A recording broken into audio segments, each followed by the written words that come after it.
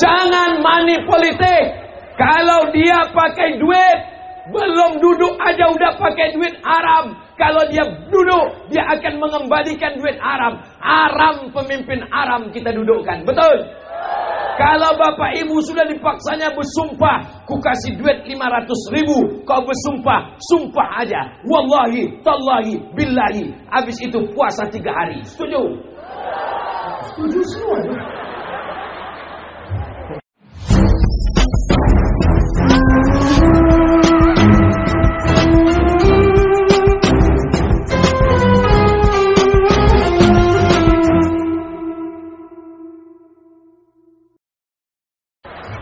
Kalau ada orang tak betul, maka kita bicara. Ini tidak betul, tapi dengan bukti. Mudah-mudahan dengan pesta demokrasi 14 Februari 2024 terpilihlah pemimpin-pemimpin, wakil-wakil rakyat yang adil dan amanah, insya Allah. Siap kita jaga? Seandainya doamu makbul, dan doa itu cuma satu. Jangan minta suami yang soleh, karena ibu belum tentu mau berbagi dengan orang lain. Betul ibu? Saya cuma mancing mereka aja Pak. Tapi mintalah pemimpin yang adil. Kalau dapat pemimpin yang adil, maka 1 kabupaten 4 lawang mendapatkan kebaikan dan keadilannya, insya Allah. Amin. Bapak Bupati suka dengan pengajian, Ustadz Somad mesti datang. Pak PJ pun suka dengan pengajian, Ustadz Somad mesti datang. Ketika Ustadz Somad datang, mereka dua-dua hadir. Inilah perlu ditiru persaudaraan ini. Di tempat lain, saya datang ceramah ke masjid. Saya tanya, Pak, ya, pengurus masjid yang lama mana? Sejak terpilih, nggak mau ke masjid lagi Pak Ustadz. Kisah nyata, true story. Masjidnya saya masih ingat sampai sekarang. Kenapa Pak Ustadz sebutkan namanya? Menjaga kode etik jurnalistik. Tapi di 4 lawang, jangankan masjid, jabatan politik, mereka masih tetap akrab bersaudara. Bersaudara di 4 lawang, bersaudara di surga Jannatul Firdaus. Kita doakan 2 orang baik ini masuk surga dua-duanya. Saya sebenarnya cuma ngetes hati orang 4 lawang. Padahal yang saya doakan cuma mereka berdua. Yang lain setuju aja. Padahal yang lain STJ, status tak jelas. Insya Allah yang mengaminkan tadi semuanya masuk surga. Amin. Yang tak mengaminkan masuk surga juga cuman daftar delay. Wa adkhilnal jannata ma'al abrar. Masukkan kami semuanya ke dalam surgamu ya Allah. Jangan sampai tidak nyoblos, karena itu adalah hak warga negara kesatuan Republik Indonesia. Kalau ada yang bagi-bagi duit, ambil duitnya, jangan pilih orangnya. Setuju? Setuju nih. Jangan money politik. Kalau dia pakai duit, belum duduk aja udah pakai duit haram. Kalau dia duduk, dia akan mengembalikan duit haram. Haram pemimpin haram kita dudukkan. Betul? Kalau bapak ibu sudah dipaksanya bersumpah, ku kasih duit 500.000, kau bersumpah, sumpah aja. Wallahi, tallahi, billahi. Habis itu puasa 3 hari. Setuju? Setuju semua.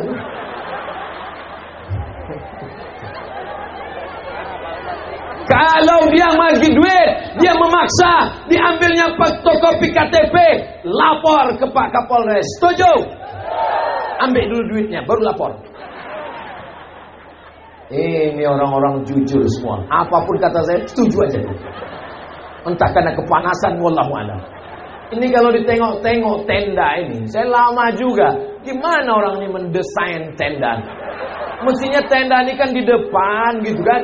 Ini dibuat berkeliling. Rupanya ingin mengingatkan seakan-akan kita sedang tausiah di Masjidil Haram. Jadi tendanya keliling di tengah kepanasan. Yang paling tengah ini yang paling banyak pahalanya. Begitu cara menghibur orang yang kepanasan. Ya Allah, setiap tetes keringat saudaraku ini, balaslah kebaikan-kebaikan. Hapuskan dosa-dosanya ya Allah. tapi hutang tidak. Jangan pulang dari sini, besok ditagih orang hutang. Kapan kau bayar hutang? Kata Ustaz Somad, sebagaimana mengalirnya keringat kami semalam, begitulah dosa dan hutang kami sudah lunas. Itu bukan kata saya. Kalau tak percaya, bisa diulang lagi ceramah saya. Hanya di channel Ustaz Abdul Somad Official. Subscribe, like, share, and comment. Bapak Ibu yang dimuliakan Allah Subhanahu wa Ta'ala, 4 lawang. Yang pertama adalah bersaudara. Yang kedua, bagaimana Nabi di Madinah? Kepastian hukum. Ada seorang pencuri namanya Fatimah. Siapa? Teringat pula saya istri saya di rumah. Fatimah bintil Aswad mencuri. Lalu mereka melobi Nabi.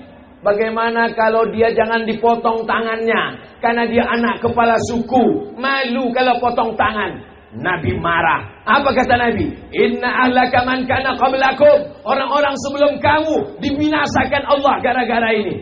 Idza saraqa fihimud dha'if. Kalau yang mencuri orang lemah, rakyat jelata, dipotong tangannya. Wa idza saraqa fihimus syarif. Kalau yang mencuri orang kaya, anak kepala suku, pejabat, dibiarkan. Wallahi demi Allah, lau saraqat Fatimah binti Muhammad. Jangankan Fatimah anak si Aswad, anak Muhammad mencuri, kupotong tangannya. Ciri Madinah ada kepastian hukum. InsyaAllah 4 lawang. Kalau mau madani seperti Madinah, maka mesti ada kepastian hukum. Ibu setuju kepastian hukum? Bapak setuju kepastian hukum?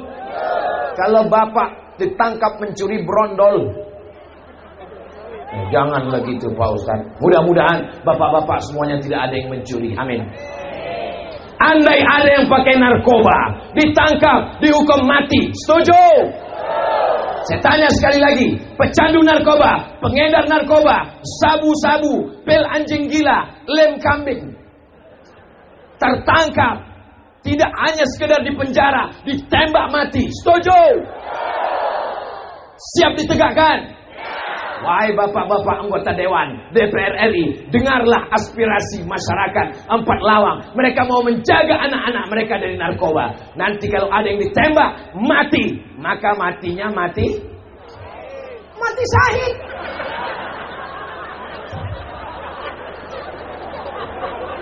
Mati syahid itu di Palestina, bukan bawa narkoba, mati konyol. Ya Allah, selamatkanlah anak muda kami dari narkoba, ya Allah. Yang SD insya Allah bisa kita jaga di rumah. Ibu bisa jaga anak SD di rumah. Bapak bisa jaga anak SD. Anak SD ditangkap Pak Kapolsek gara-gara beli lem kambing di toko bangunan. Mabuknya ya macam kambing itulah. Ditangkap Pak Kapolsek, ditempeleng Pak Kapolsek, kelopak. Apa kata dia? Saya tak takut sama Pak Kapolsek. Saya cuma takut sama Allah. Itu yang cerita ke saya, langsung Pak Kades. Udah kacau negara kita nih Pak Ustadz. Bagaimana negara kita ke depan kalau anak-anaknya dirusak oleh narko? Saya pernah ceramah di kantor Kemenkumham. Bapak Kanwilnya Kristen, tidak Islam. Apa kata Pak Kanwil? Ustaz Somad, saya setuju pengedar narkoba tembak mati. Loh, kenapa Bapak setuju? Bapak tak Islam. Kalau dalam Islam, karena dia membahayakan nyawa balas nyawa, karena dia sudah menghilangkan nyawa orang, mati. Apa dasar Bapak? Apa kata Pak Kanwil? Jeritan orang yang sehat kena narkoba tidak sebanding dengan jeritan mereka yang jualan narkoba untuk memperkaya diri. Mereka memang layak ditembak mati. Bapak Ibu setuju? Ya Allah, jaga 4 lawang ini dari narkoba, ya Allah. Jaga 4 lawang ini dari khamar, judi, zina, LGBT. Alhamdulillah, anak-anak mudanya gagah-gagah. Itu yang pakai baju hijau, pakai topi hijau. Apa tulisan di segitiga itu? Hah? Ansor, anak-anak Ansor, Masya Allah, Tabarakallah. Hari ini yang mengawal saya 3 lapis.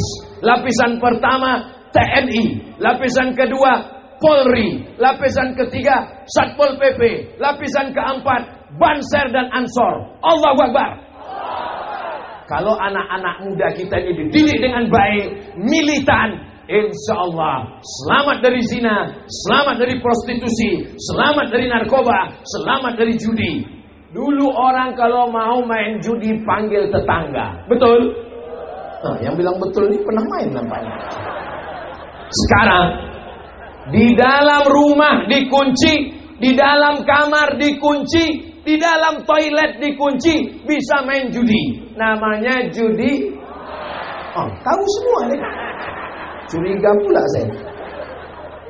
Kita doakan bapak-bapak di polisi, di Polri punya kekuatan untuk memberantas ini, insya Allah. Amin. Istrinya di rumah, istri-istri solihah yang tidak mau menerima duit haram. Amin.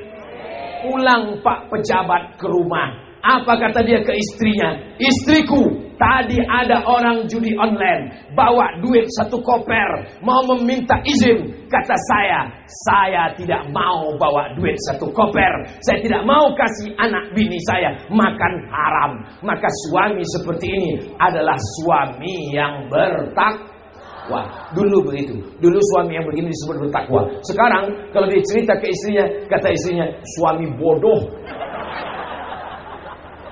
Di balik bapak polisi yang tegar, di balik bapak TNI yang kuat, di balik pejabat yang berintegritas, ada istri solihah di rumah yang selalu mendoakannya, insya Allah. Amin. Apa kata Pak PJ tadi? Itu Qori'ah itu istri saya tuh Pak Ustaz. Gara-gara dia Qori'ah itulah saya nikah dengan dia. Masya Allah, tabarakallah. Cantik karena rupa, wajah akan berubah. Cantik karena harta, harta akan hilang melayang. Tapi kalau cantik karena takwa kepada Allah, sampai ke surga tetap bersama. Amin. Bapak-bapak, adik-adik yang punya usaha sablon baju kaos, boleh ditulis di belakang.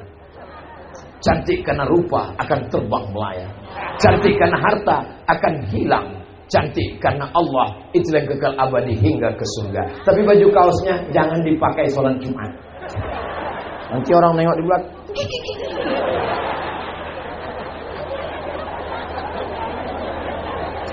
Bapak Ibu yang dimuliakan Allah Subhanahu wa taala, kepastian hukum itu hanya ada di tangan orang yang punya martel, para hakim, pemimpin konstitusi. Kita tinggal di negara kesatuan Republik.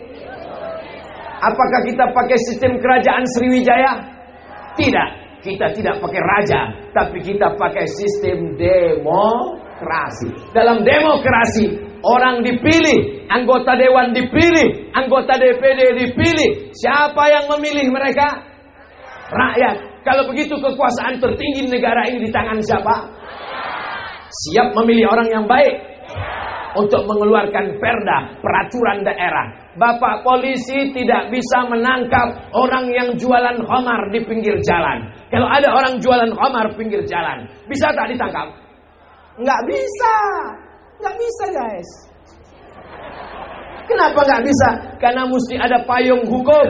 Apa payung hukum? Perda, peraturan daerah Kabupaten 4 Lawang tidak boleh jual khamar sembarangan. Siapa yang mengeluarkan perda? Anggota DPRD. Siapa yang milih anggota DPRD? Paham? Jelas. Kalau mau kepastian hukum, pilihlah orang yang buat perda. Bapak polisi yang punya pistol, pistolnya tak bisa meletus kalau tidak ada aturan, undang-undang dari negara, perda dari kabupaten. Ceramah tidak selesai. Ustaz ceramah berapi-api di masjid. Jangan pakai narkoba. Yang pakai narkoba tak sholat Jumat. Jangan minum khamar. Sampai keluar masjid, baru 2 belokan, orang sudah jual khamar. Kata Ustaz, kenapa kau jual khamar? Emang masalah buat lo? Ceramah saya di pinggir jalan, tempat orang jual khamar. Ya ayyuhalladzina kafaru. Hai orang-orang yang ingkar, kenapa kalian jual khamar? Langsung mereka usir. Pergi kau sana soman. Saya tak ada kekuasaan. Tapi ketika ada payung hukumnya, ada perdanya, ada undang-undangnya, maka TNI Polri bisa bersikap, bisa menangkap. Itulah pentingnya kepastian hukum dari masyarakat yang mengerti dengan hukum. Kira-kira yang saya sampaikan ini jelas? Paham? Bisa ditangkap? Alhamdulillah. Siapa yang ditangkap? Pengedar narkoba. 4 lawang. Tinggal berapa lagi? Saya ingat, cuman ngetes saja. Orang ini ingat apa tidak? Masya Allah, so sweet. Begitulah Ustadz Ali ini pedulinya sama saya. Sampai keringat saya menetes pun dia tahu. Apa tak sayang istrinya sama dia? Sama kita aja dia peduli, apalagi sama orang rumahnya. Masya Allah. Adapun kalian adik-adikku, kalau kalian mau baik, maka insya Allah di negeri yang punya kepastian hukum yang baik, insya Allah semua anak-anak muda jadi baik insya Allah. Ya Allah, selamatkan anak muda di 4 lawang dari narkoba, dari lem kambing, dari pil anjing gila, dari ganja dan sabu-sabu. Lama-lama jamaah pun curiga, Ustaz Somad kok tahu semua ini? Jangan-jangan dia makai juga. Nauzubillah, nauzubillah, nauzubillah. 4 lawang. Yang keempat adalah Madani. Nabi, keberapa? Ketiga. Saya pura-pura salah aja tadi. Yang ketiga adalah Nabi Muhammad di Madinah itu pertama mempersaudarakan, yang kedua kepastian hukum, yang ketiga membangun masjid. Ini 4 lawang, kenapa pengajiannya tidak di masjid? Kenapa pengajiannya di tanah lapang? Karena tidak sanggup menampung jamaah sebesar ini. Kalau dibawa ke masjid, meletup masjidnya. Saya memang minta ceramah kalau subuh di masjid, tapi kalau malam sama siang jangan di masjid. Itu memang permintaan saya. Saya minta ceramah di tanah lapang. Saya minta ceramah di stadion. Saya minta ceramah di lapangan. Kenapa? Karena banyak orang yang takut ke masjid. Banyak orang takut ke masjid. Terus ditanya, kau kenapa tak ke masjid? Saya Pak Ustaz, kebetulan mau ke masjid. Kemarin 2 hari ke masjid, kawan saya meninggal. Kenapa dibuat di tanah lapang? Ini lapangan apa ini? Lapangan kantor Bupati 4 lawang. Jadi nanti ketika ditanya malaikat, pernah kau masuk kantor Bupati? Pernah malaikat. Kapan? Sekalilah seumur hidup. Waktu pas acara tabligh akbar Ustaz Somad. Ini tanah lapang kantor Bupati 4 lawang menjadi saksi bahwa kita hari ini berbuat baik, bersolawat, berzikir, bertabligh akbar, mendengarkan bacaan Quran, bersilaturahim. Maka insya Allah tanah yang sudah kita buat suci, jangan lagi dibuat dosa di atas ini insya Allah. Amin.